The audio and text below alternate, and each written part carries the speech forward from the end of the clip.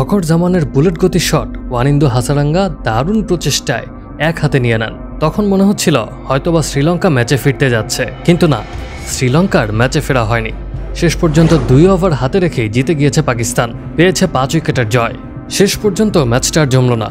Super 4-এর তৃতীয় ম্যাচে শ্রীলঙ্কাকে 12 বল ও 5 wicket হাতে রেখে হারিয়েছে পাকিস্তান। 18তম ওভারের শেষ বলে দুশমান চামিরাকে বিশাল এক ছক্কা মেরে পাকিস্তানকে জিতিয়েছেন মোহাম্মদ নওয়াজ। আজ শ্রীলঙ্কার ব্যাটিংয়ের সময় পাওয়ার প্লেতে 2 দলই সমানে সমানে লড়েছে। পাকিস্তান 3টি উইকেট তুলে নিলেও ঠিকই 53 রান নিয়েছে শ্রীলঙ্কা।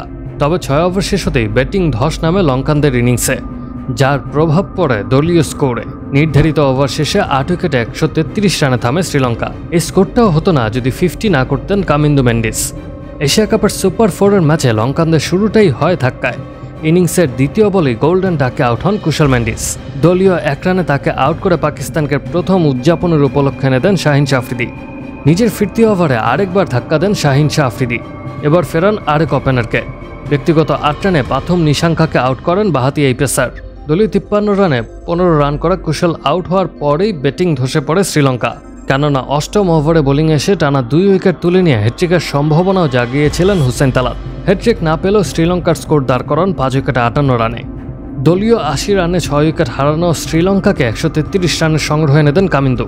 করুণারত্নকে সঙ্গে নিয়ে 7ম উইকেটে গড়েন দলীয় সর্বোচ্চ 43 রানের জুটি।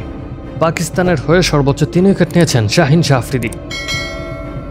134 রানের লক্ষ্যে ব্যাটিং করতে নেমে এক পর্যায়ে 57 রানে 4 উইকেট হারিয়ে বসে পাকিস্তান।